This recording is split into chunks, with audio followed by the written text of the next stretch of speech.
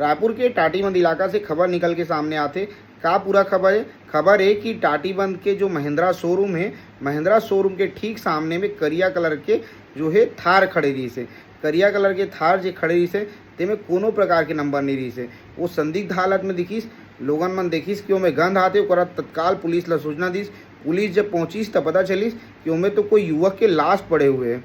ओकर बाद पुलिस सब फॉरेंसिक के टीम ला बुलाईस और ओकर बाद वो युवक के जो लाश है वो पोस्टमार्टम पर भेज दीस और पुलिस सब जांच में जुट गए कि भैया वो जो युवक की लाश मिले वो युवक आखिर कौन है, ये गाड़ी के मालिक कौन है। वो सब जो है पुलिस तफ्तीश करा थे, जांच करा थे और पुलिस ये भी जांच करा थे कि एक हत्या करके जो है गाड़ी ला यहाँ पे कौन छोड़े है। ये सारा जो जांच है पुलिस करा थे। हो सका थे मामला में पुलिस है, रायपुर पुलिस है बहुत जल्द खुलासा कर सका थे। बाकी अपडेट यही है कि करिया कलर के जो थार खड़े रही से वो में लाश मिले है एक युवक के।